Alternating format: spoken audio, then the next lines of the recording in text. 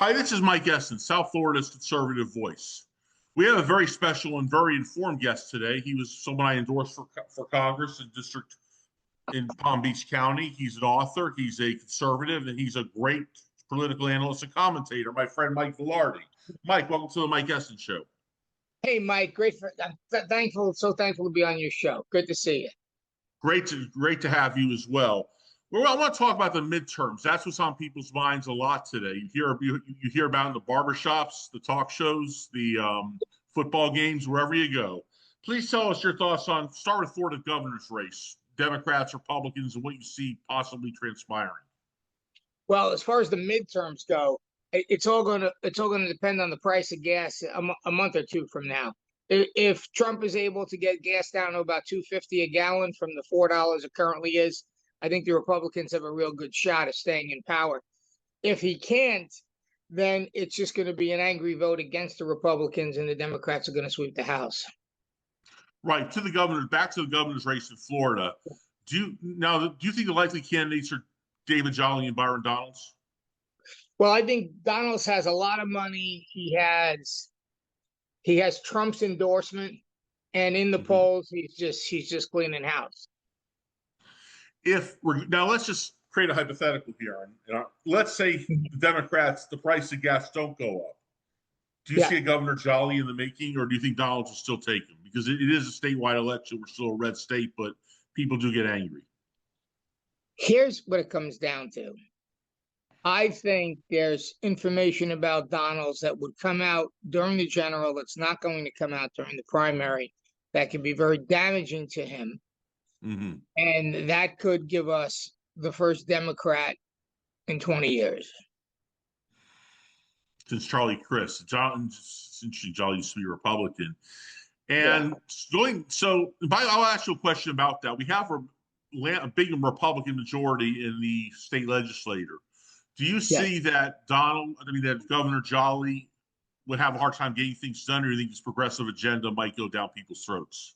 No, he will definitely have a hard time getting it done because they have a supermajority. So nothing will get through.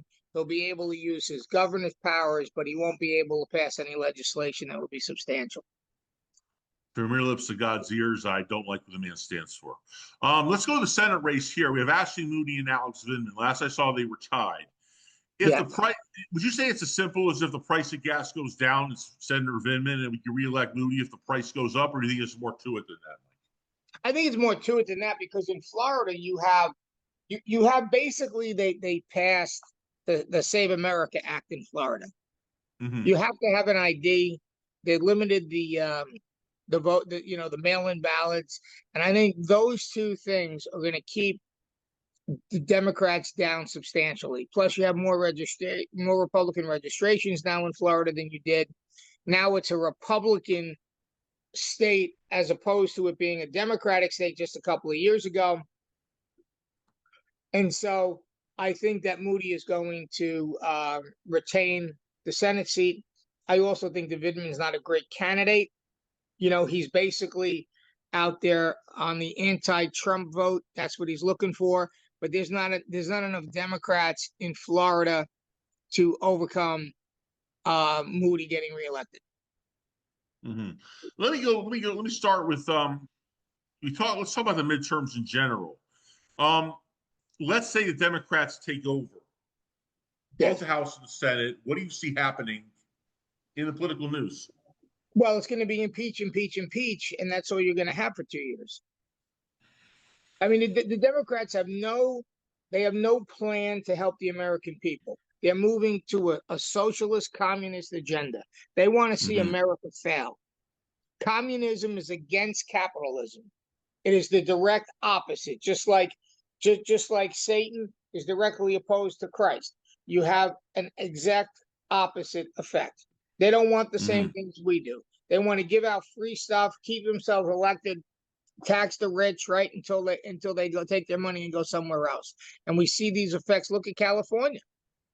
Gavin Newsom was on some talk show just bragging about how he's bringing the minimum wage up to over $20 an hour. And what's happening? Yeah. And what's happening? Pepsi Pepsi and Coca-Cola decided to retool their plants so that you could use robotics. So they just got rid of thousands of jobs because there's no point them paying $20 an hour.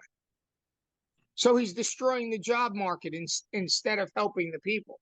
And he doesn't even realize what he's doing. Mm-hmm. They have Let's a special, yeah, they have a special blend let's of gasoline, right? right. The result was of that special blend, they put regulations in place that got 2 oil refineries to close down the oil refineries.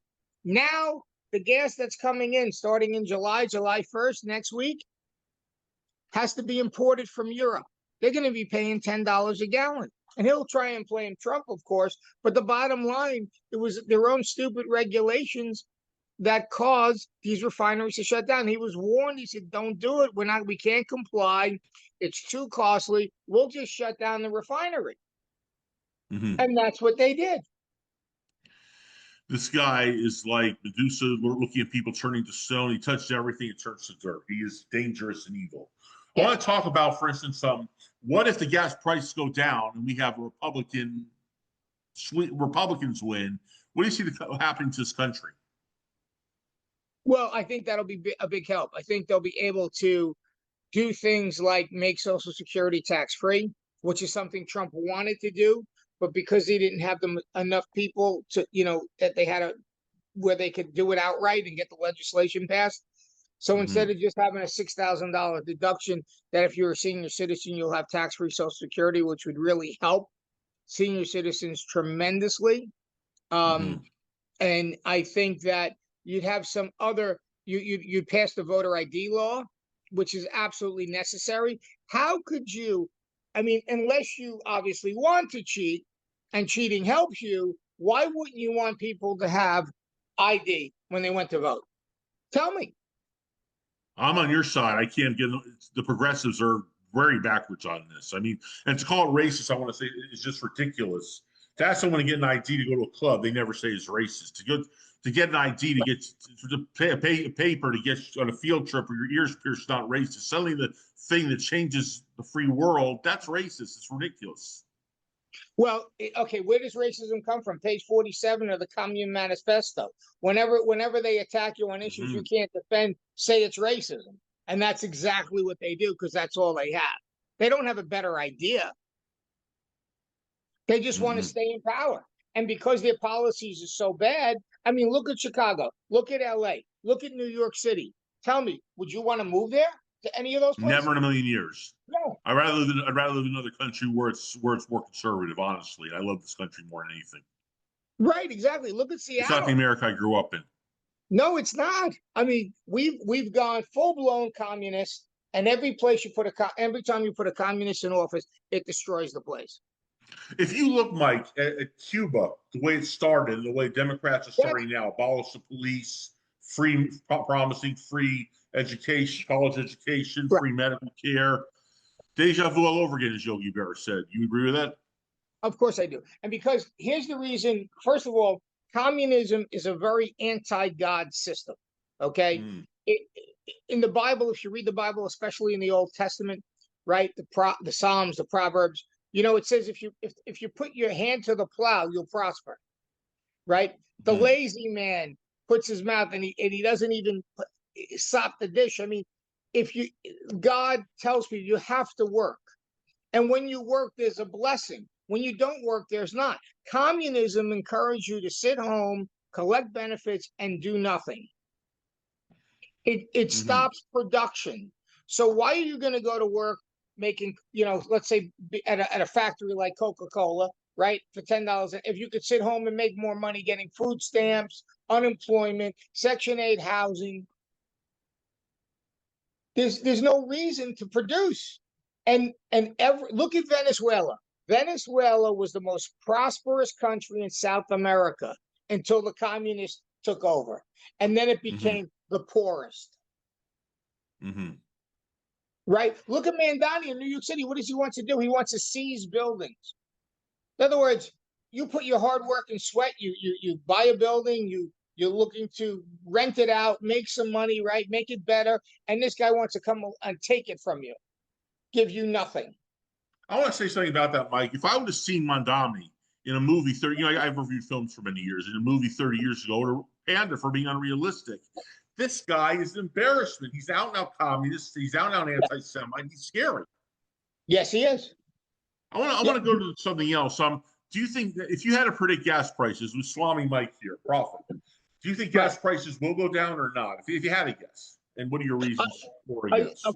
I do think they'll go down because now we got more supply through the Mideast. The problem is some of the refineries were affected by the war. Some of them got destroyed. Iran actually attacked some in Saudi Arabia. Of course, we had those 2 refineries that closed down in California due to Gavin Newsom. So the problem might be getting it refined and turned into gasoline timely. But I think we could see a drop from the current $4 to $3, and that might be enough.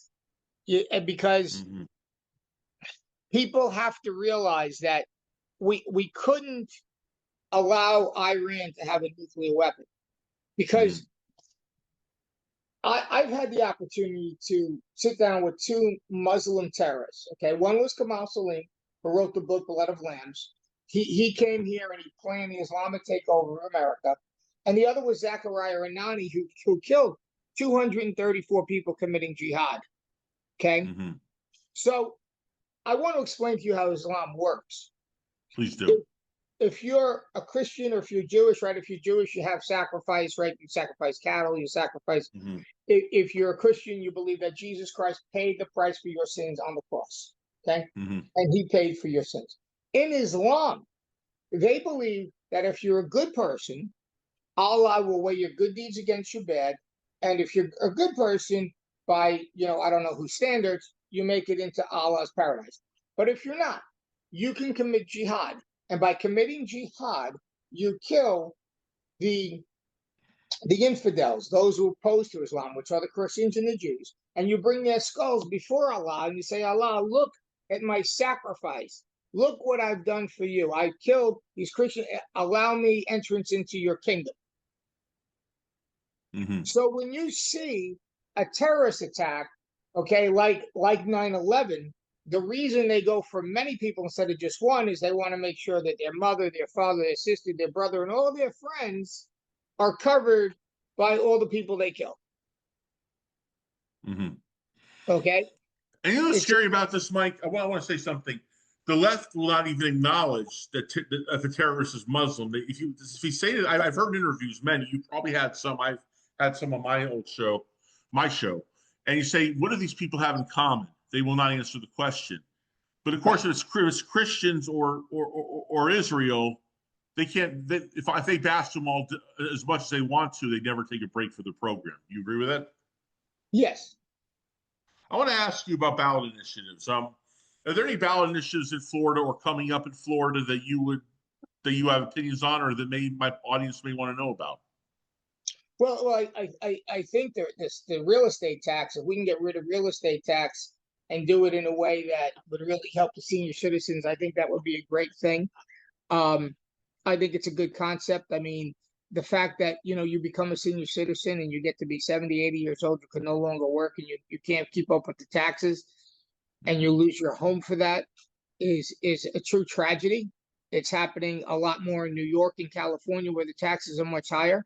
Hawaii, for instance, I was just talking to a client I have in Hawaii, and she can't even rent a place because the real estate taxes are so high that to get just a room in a house is over $1,000 because, they're very liberal, progressive. They pay their teachers a lot of money. New York, I mean, you make a fortune if you're a teacher in New York.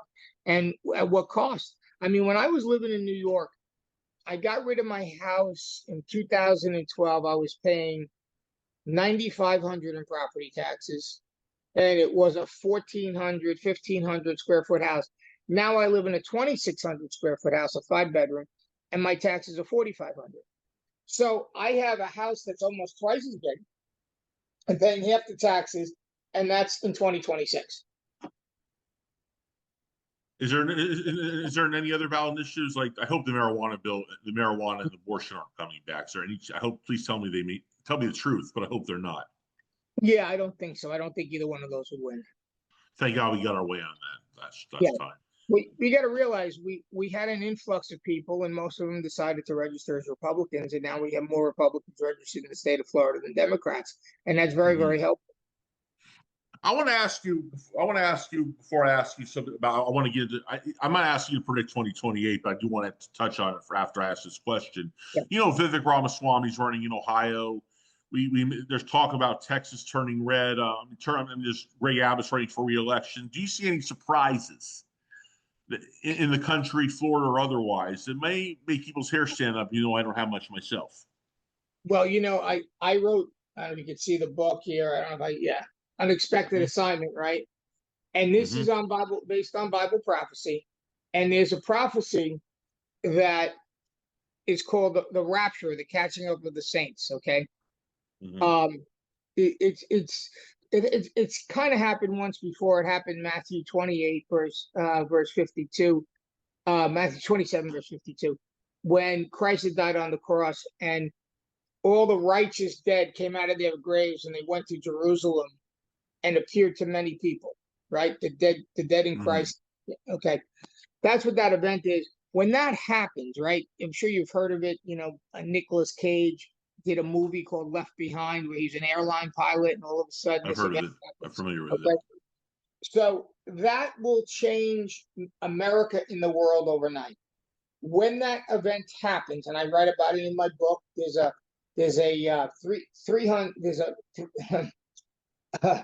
42-month period of time, which is known as the dispensation of the last of the dispensation of grace. But there's a movement against anything good and righteous. You know what I'm saying? Islam Mm-hmm. takes over the world, so to speak, which is predicted. The Antichrist rules. There'll be absolute chaos in America. Well, in order for that to happen, that means this: the Democrats have to win everything. They have to win the presidency in 28 with the Senate and with the House. And what are they going to do? They're going to turn America into a communist country. America will fall. We will lose all of our prestige, everything. The Antichrist will wax great, take over. It becomes a power vacuum. If you look at what happened during the Joe Biden presidency, okay, what did you see? You had inflation, right? You had gas prices were $5 because of policy, regulation policy. You had a military that was weakened, right? Remember, Yes. Joe Biden said, "Don't," before the Ukraine war started, he did nothing, right? And what happened? Putin said America's weak; they're not going to do anything, so they went to war with Ukraine. That never would have happened under President Trump, right? You didn't No, have and the border crisis, Afghanistan. This guy was a right. walking disaster. Total walking disaster. So if you got a Kamala Harris is Joe Biden on steroids. And this woman couldn't articulate to you two things she could do to help the American people. She'll tell you how she had her grass cut, and she was friendly with the lawn guy, and all this nonsense. She talks in word salads. She never can articulate a plan, which is why she lost, of course. Mm-hmm. I mean, She was a horrible candidate, absolutely, and she may run again. I'm almost hope she does, so she'll lose again. But I want to get to 2028, Mike, if I may. Let's say we don't win, or we do regardless. What messages would you give to whoever the Republican candidates may be, or if you go in their circles of aides or campaign managers keep the White House or even keep the Congress in 2028? Well, it's two things. One is people always vote their pocketbook, right? Mm-hmm. So you want to keep the regulations low. You want to lower inflation. You want to make sure you have job opportunities that people can pay their bills. If people are happy financially, you're going to get their vote. That's number one. Number two is crime. You got to reduce crime, get rid of the illegal immigrants, which of course President Trump has been working on, right? So you want safety and you want economic freedom. You have those two things, it's a winner every time. Mm-hmm. Absolutely. Mike, I admire you very much. It's a pleasure having you on your show. Before I ask you about the website of your choice or know where people could buy your books, is there anything you want to cover that maybe we haven't talked about? No, I think we're good. Any website you want to give out? How do people learn more about your works, your books? MikeVilardi.com, Winning Tax Solutions. If you have a tax problem, that's what I do. I solve tax issues for people. And And of course, the book is called Unexpected Assignment. And yeah, I'll tell you, it's an eye-opening book. I got very, very good reviews on it. It's about prophecy, but it's like a James Bond story being told. And it's fiction. It's fiction, but based on the Bible. Who needs Sean Connery when you have your book, right? Or even Daniel Craig. Mike, thank you so much for being on my show. I really appreciate it.